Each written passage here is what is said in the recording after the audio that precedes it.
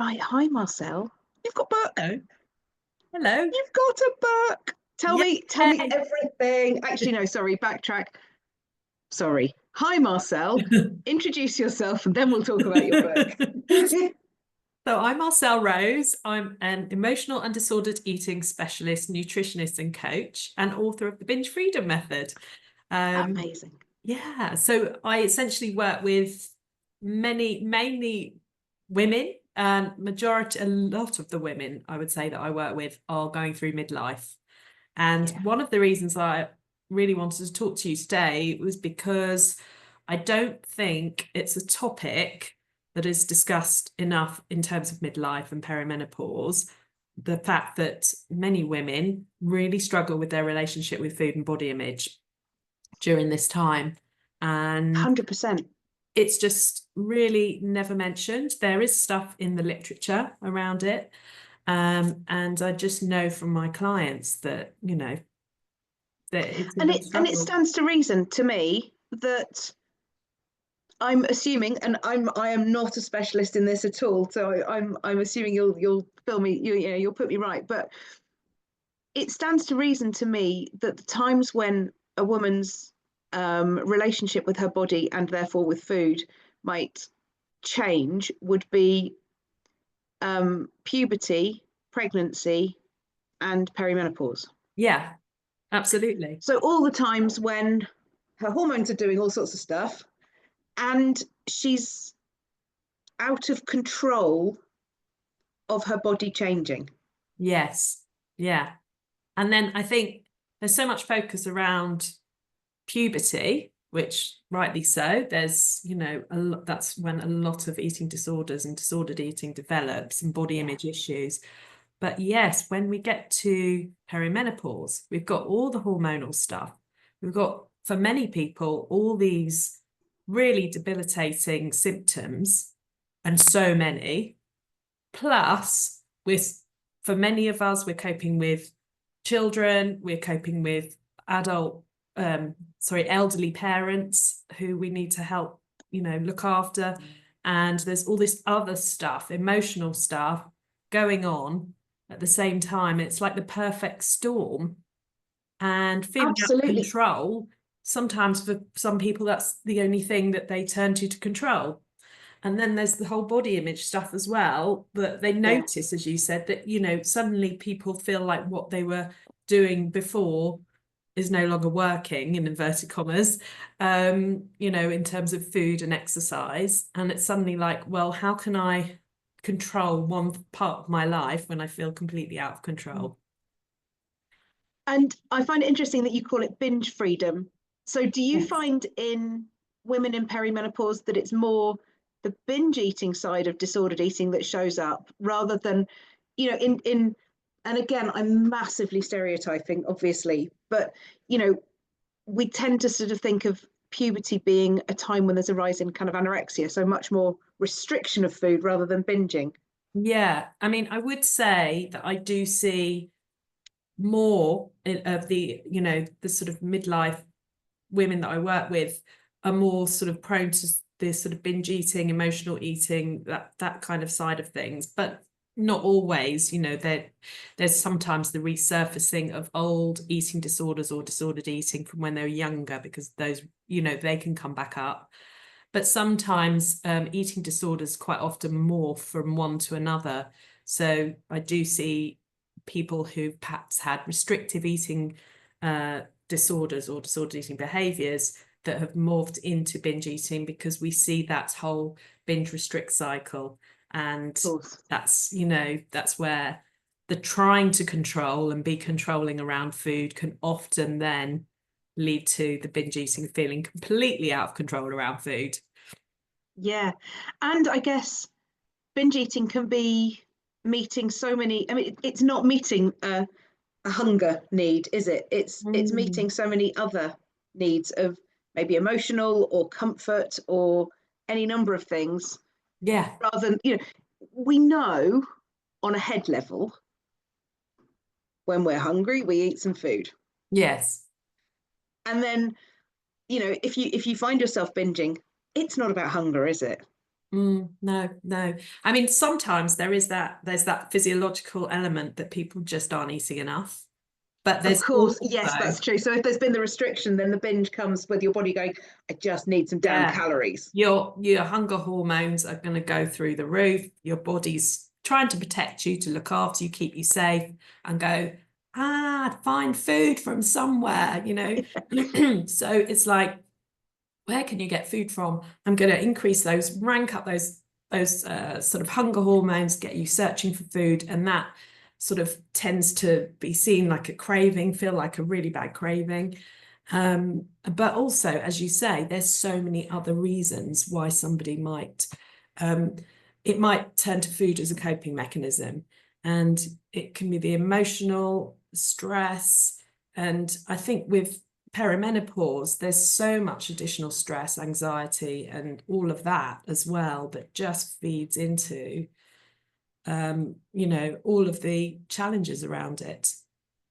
It's it's such an interesting area. It's an, as you know, it's an area I find fascinating because I think, again, I'm putting blanket statements, but you know, because I haven't got any stats to hand, but I think most women have at some point felt that they ought to be in a smaller body Mm. and have therefore felt that the diet needs to start Monday or whatever they, Yeah. you know, whatever the sort of the sentiment is.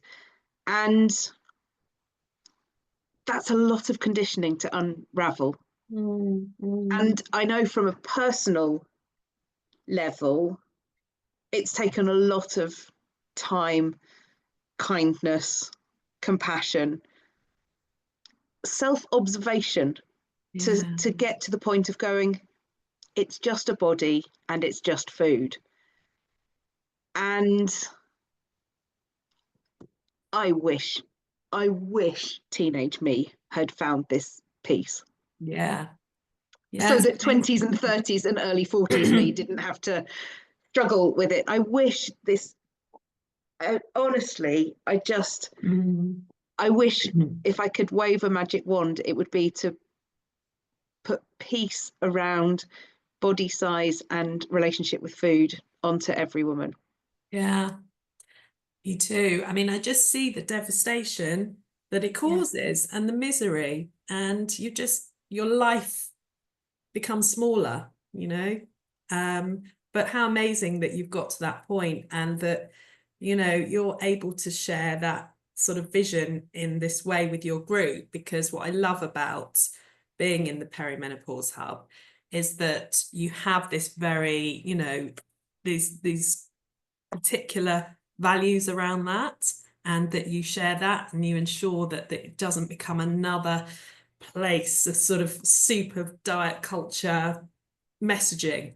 And it's a diet culture free place, basically, where women can be safe and not have to deal with that. Yeah, because I mean, in very, very simplistic terms, without me getting onto my soapbox about the diet industry, rein it in, rein it in.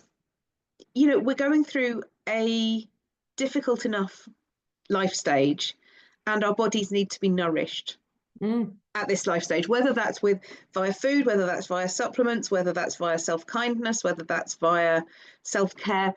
Nourishment is what we need. Yes. And I hate that even those diets that purport to be, oh, you can eat everything, you know, it's absolutely fine. There's obviously still an element of restriction, and that therefore is not nourishing because it's still perpetuating this idea that unless you're in a smaller body, you have no inherent value. Yeah. And frankly, we're dealing with enough crap as we Mm, go through all the swings and roundabouts of perimenopause to not need to battle with also feeling that some part of our body is wrong because it's not the right size. I yeah. just think it's if we can, and from the very start of setting up the hub, I wanted that just to be one thing that was off the table. The whole of the rest of the internet is full of ways to find out how to make yourself smaller. Let's Yeah. just keep our little corner of the internet safe from that and Yeah. actually celebrate that everybody is absolutely perfect, whatever size they are. And frankly, yes, there are reasons why some people might feel that they have a greater need to, shift a few pounds if it's for medical reasons, if it's genuinely for medical reasons, then I understand that. But if it's genuinely for medical reasons, then canvassing for opinions in a Facebook group is not the place to find that information. And if it isn't for genuine medical reasons, then frankly, it's because of the insidious suggestion that we need to be smaller and take up less space. And I'm not good with that. No, me neither. Me neither. And I think one of the issues around the whole, one of the things I feel really passionately around is this whole thing around the medical side of things, because yes, there may be some medical reasons, but if you are loathing your body and loathing yourself and your self-worth is on the ground, you're not going to be able to nourish your body and do the things that help it. And I'm a really strong believer that the self-compassion part of everything is so key, so that when you have compassion for yourself and you have respect for your body and yourself, you're much more likely to look after it. And so that's why I get very annoyed about, well, more than annoyed about the weight stigma in society, because it's very, very, there's so much stigmatizing stuff that comes from the media, but from policymakers. And sadly, I think within our medical kind of system, and actually we know that weight stigma actually leads to more eating disorders and disordered eating behaviour and anxiety, and leads depression, and everything else. And leads to people going to their doctors later. Yeah, and missing there was a survey. diagnosis. There was a study, wasn't there, which I read recently. Emily referring to actual facts, ridiculous. But no, there was a study I read recently that said that people in larger bodies or with larger BMIs or whatever, and let's not even get started on BMI, because by the way, I will get really angry then, that they wait longer before they go to the doctor with symptoms, because they know that they will get dismissed. And I think I found that study sometime during COVID, and it made a lot of sense to me, because during COVID we were being constantly told that if you're in a bigger body, then you're more at risk from COVID. And it just, I still question whether that was actually true, or whether it was that those people who felt they were going to be stigmatized for their size, where they went to the doctor, waited until they were basically unable to breathe from COVID before they showed up, because they were so sick of being dismissed. And I just, I don't think there will ever be a study into that to really get to the bottom of that, because obviously that's not where the money is it? No. But it does genuinely trouble me that because people simply expect to be dismissed by their doctors because they're in a bigger body, they don't go and seek help, which means issues become much, much bigger. Yeah, absolutely. And there's the self-blame in that, oh, well, if I was thinner, I would have got help sooner, or blah, blah, blah. And it's like, no, the doctors should not, the medical system, I'm not pinpointing it on doctors at all, but the medical system should not be stigmatizing against weight just because. It's just laziness. It's just simply laziness. And I've been on the receiving end of it. I wear a UK size 20 these days, which I always thought was huge. And I always thought that if I was anything over a size 14, I was a terrible human being. And now I wear a UK size 20, and frankly, that's it's just a number in my label. But I'm very aware that doctors then look at that and they go, oh, well, I mean, I suppose if you were to lose a bit of weight, then, this might be better. And it's like, interesting, because I know people who are a UK size 6 who have this exact same issue. So what's your advice to them? Exactly. I mean, I have example after example of my clients having to go through very similar experiences, or just not being given the same care as anyone, and it can have absolutely nothing to do with their body size. And the other issue that comes up a lot is that people with eating disorders in a larger body are not really understood, taken seriously, they're dismissed, especially, you know, we know that people can be in a larger body size and have anorexia. Yes.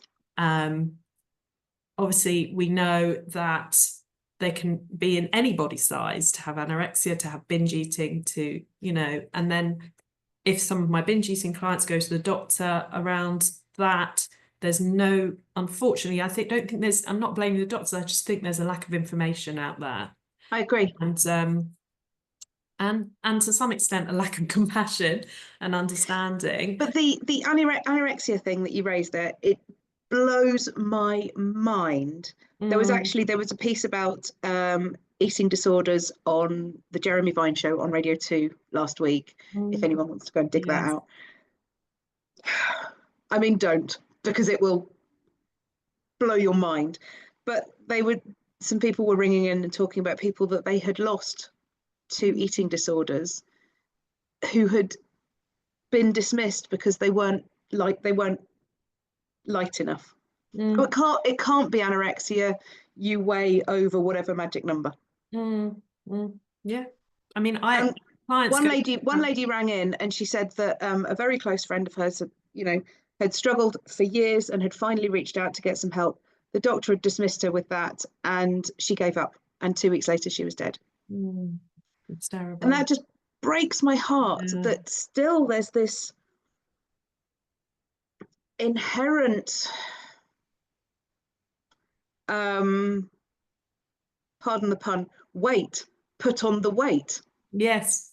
Yeah, it's all about, there's so much focus on the BMI, isn't there? On the BMI, on the weight, on all of these things, rather than actually looking at the whole person and going, well, are you active? Are you eating well? Are you mentally healthy? Are you, how's everything else doing? How are stress levels? Because actually, that's not going to be helping anyone. No, exactly. And that's why I wanted to get across in the book. I really wanted to empower people because, for people who binge eat, there's a lot of self-blame, obviously, there's a great deal of stigma. And I'm on a mission to break the stigma.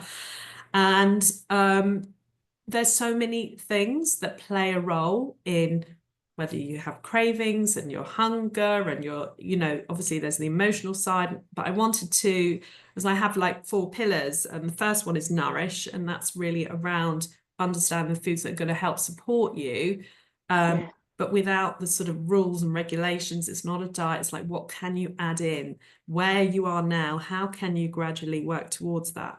But in balance, the second pillar, it's really about understanding these key physical systems and the parts of the body and the things like we've got, say, for example, your neurotransmitters. So you've got your brain chemicals, the impact that plays. You've got your gut microbiome, the impact that plays. You've got your hormones. You've got your circadian rhythm. And I think once you're empowered with that information, it can make such a huge difference, on how you see yourself and what you can do. There's some simple things that you can do to help support all of those things that will help. And so, and then I've got obviously we're talking about the emotions, but the third pillar is think, and that's really your mindset and understanding actually that can be so powerful, and how you can make shifts in your mindset to really change the outcome of your eating behaviors. And then the feel is the emotions, understanding how to, help regulate your emotions and find other coping mechanisms that are more helpful. So I know for me, in terms of, I guess this would come under think, I found observing my behaviors has been a really useful thing. So observing when I feel uncomfortable, when I feel societally that my body size is somehow being noted, not in a neutral way, going, oh, that's interesting. That, I went into that shop and, it felt funny or whatever, or one time I had to go and see a consultant about something that was wholly unrelated to weight, but he made a little throwaway comment at the end of the appointment, and I brushed it off, thought really not, annoyed myself afterwards that I didn't have a witty comeback for him. But anyway, there we are. I didn't.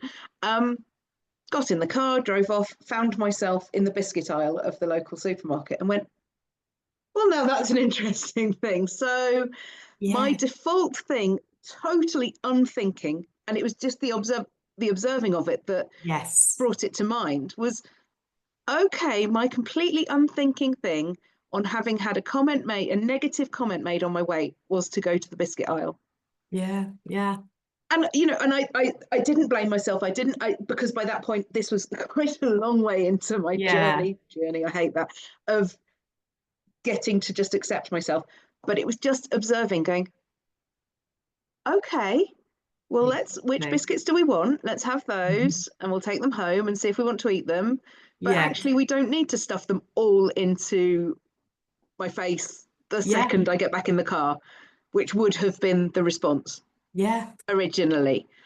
And those little observations for me, and I can only talk from my experience, but those little observations, but viewing them totally neutrally, totally objectively, and just going, huh, that was my response to that. Yeah. Okay, that's brought up something that if I then choose to journal around it or to dig into it or whatever, I Mm. can do, or I can choose just to observe it. Yeah. And that's so key, Emily. You've really hit Mm, on something there. And that's exactly how I work with my clients, because and hopefully how they'll explain to them how to work on that in the book. yeah. And it's very much observing without judgment. It takes a bit of time to do that and Uh-huh. reframe the thoughts, but It it is possible. absolutely does. And that And is it's transformative, I think. it Yeah. genuinely is. Yeah. And I'm going to ask you for your pointers in a second, but I'm just going to add one more thing from my personal experience, which has been curating my social media Mm, to get rid of anything that is about being smaller. yeah. And actively I follow accounts where they celebrate people whatever size they are. They celebrate people's smiles, they celebrate people's achievements, they celebrate Mm, all of the stuff beyond just the physical body. yeah. No, it's so important, because otherwise we're just in this kind of echo chamber of diet culture, aren't we? Yeah. So yeah, 100% with you on that one. Yeah, I thought you would be. Yeah. So what would be your top 3 tips for somebody watching this who's thinking, okay, I'm hearing a lot of myself in this, Mm, and that sounds really nice to be free of this, but whoa. where to start? Yeah. Yeah, so what would your top 3 tips be for, not for people like me who've got a long way down the line Yeah. already, but for people who are thinking, wait, wait, there's a way past this? Yeah. Yeah. Well, I usually say to just start very, very simply, and but this can actually be quite a big step for somebody, but it sounds simple. But it's just, in terms of the nutrition side, is eating regular meals. So Right. breakfast, lunch, dinner. And some Yeah. people go, well, okay. And when they think about it, it's like, because there's been a lot of dieting, there's been a lot of fasting, there's been waiting as long as possible to eat throughout the day and thinking I've been good, and then it all goes wrong at the end of the day. If you can put in a breakfast, lunch, and dinner and start to build towards, and and I explain in the book how to sort of, you can build into, to sort of feel satiated, but it's important to feel satiated, nourish yourself, but also enjoy your meals. So to how to do that, but I think just start by getting something in place. It's very simply get that regularity in, because you're then allowing your body to know, I'm going to be getting my regular meals in. It works in line with your circadian rhythm and your metabolism, and you won't be going through this kind of feast and famine situation. And that is, I'd probably say, one of the first things. Another thing to start doing is to really work on observing your hunger and your satiety. And I do talk a Yeah. lot about that in the book, and I've got a really nice hunger scale in there that helps you to start to identify. And for a lot of people, this is really difficult, and especially if there's neurodiversity going on as well, that people who are neurodiverse find it very hard to sort of connect with the body signals, all sorts of body signals, and hunger and satiety is just, you know, two of those signals. But it, Yes, that actually, now you say that, it's funny, isn't it? Because you read it in all these magazines and they just go, stop eating when you're full. And you're like, yeah, huh? yeah, What do you mean by that? yes, exactly. Eat when you're hungry, stop eating when you're full. And I'm like, huh? Yeah. And I think people can probably know when they are starving hungry at one end of the spectrum and overly full to the point of absolute severe discomfort, but very difficult to see the nuance in between. Yeah. And you know, that's something that I really try and help people to work on and work through in the book, as well as when I'm working with clients. And that's one of the things that the journaling can help with. Especially, I have a food journal as well that you can download, where it's not about tracking, it's about observing. And if you can start to tune in and think, before you eat, where am I on the hunger scale now? How do I know I'm there? Start to relate back to, what does it look like to start to feel hungry and not wait till I'm overly hungry? And actually honor that hunger, start to eat, and then notice while you're eating, how am I feeling? Am I beginning to feel satisfied? And what does it feel like to feel satisfied rather than really overly full? So, Which is, and it, what blows my mind with this is we are inherently born knowing that. absolutely, yeah. And we unlearn it at some point, I guess around puberty. We just unlearn it and just, I don't know. And I think even before probably puberty. before puberty, actually. As I Yeah, said that, I was like, no, it was earlier than that. yeah, Because there's such a lot attached to food. mm, It isn't just fuel. And as a yeah, baby, you're born and you need fuel. yeah, And I look at my dogs, they just need fuel. mm, Like, even one of my dogs is quite greedy and he would happily eat all the time. But if we feed him, he doesn't then come and pester. So yes, even if other things that are part of his structure of when food should happen, if yeah, he's already had food, he then does not pester yeah. because he Judith, knows, same. because he's Yeah, full. yeah, And as humans, we quash that down yes. because there's such a lot of emotional stuff and environmental stuff and societal stuff and all of the stuff. All the stuff, yeah. There's so much. And I It's mean, layered on and on and on and on. it And that's where really we end is. up with this head full of, I like to call it actually like imagine you've got a computer system program going on in your head, and over the years you've sort of absorbed all this information to create this Mm, program. And so then what happens is these automatic thoughts get sort of thrown out, the same old computer programs going on in the background, throwing out these thoughts that are mm, very unhelpful mm. and are not facts. And we haven't updated the program, No, and that's the work that we need to do. yeah, absolutely. So, tip number 3. So tip number 3, let me just think about it. I would say starting to journal, Okay.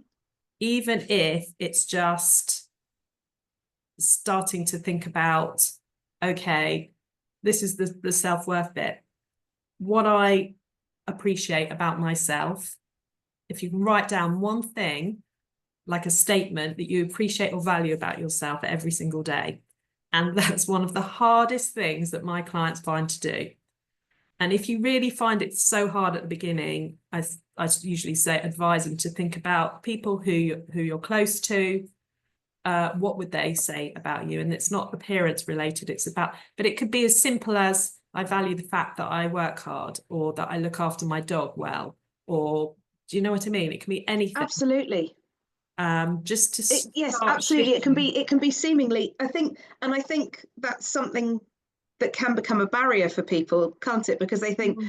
oh my goodness, it's got to be huge things. It's got to No. be, I've got to be saving the world or I'm Mm. useless. And it's like, no, no, no. But look at how you light up a room when you walk in. Look at how Mm. you are always there for your friends to call you. Look at Mm. how you're the best person in your friend group for finding the right birthday card. I mean, it simply doesn't matter what it is. It's frankly really silly things often. Yes. Yeah. And Yeah. when you look at it from the point of view of your friends, they'd go, but hang on a minute, but you're the person who always X, Y, and Z, like always amazing, beautiful things. And you're like, I suppose I do. Huh. Mm. Mm. And we are all utterly amazing. Yeah. And, you know, every single person brings such a lot of amazing, positive qualities to the world. And it breaks my heart Mm. seeing how people don't see their inherent utter fabulousness. Yeah. Absolutely. I know. It's so sad to see people stuck and not seeing their value. And you know, it kind of really ruins lives, really, I think. Yes. You know, whereas you could be living, I always say, you know, we only get one chance at this life. Right. You've gotta grab it and do the things you want to do. Don't hold back on going out and socializing because you're worried about your body size, or you're worried about people watching what you're eating, or, you know, don't hold back on going for that next job interview because you're worried. Don't stop yourself doing something that you would love to do, you know, whether it's, I don't know, windsurfing or whatever you want to Absolutely. do it. Don't let this stuff hold you back from living your life and getting your purpose in life and enjoying it. Yeah, absolutely. Absolutely. Um, so Binge Freedom by Marcelle Rose.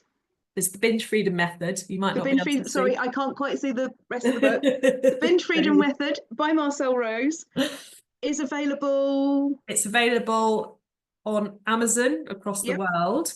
Okay, It fab. will very soon be available on Waterstones and Barnes and Noble, basically every major online bookstore it will be coming to very soon. But yeah, you can get it on Amazon at the moment, and it comes with not only the book, but it's like a toolkit, because you've got your free downloadable workbook, which is like a journaling workbook, which gives you lots of prompts as you work through the action steps in the book. And you've got free downloadable recipe book, which has got over 40 recipes for lots of ideas. Amazing. But you can also come in my Facebook group called the Food Freedom Collective, where I'm really want people to feel like they can ask questions and feel supported as they go through the process. And there's some audios as well that you can download.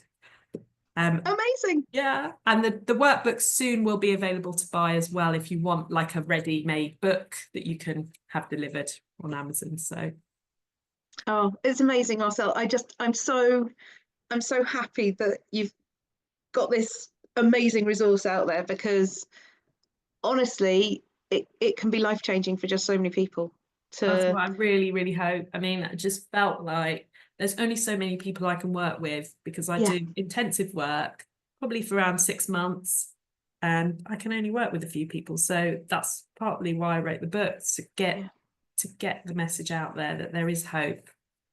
lovely. Amazing. Amazing. Thank you so much, Marcel. I'm so excited that you've got this out there, that you're going to be helping just so many people to realize just how fabulous they are, and Oh, that they don't need to be smaller. thank you. Thanks for having me on. Amazing.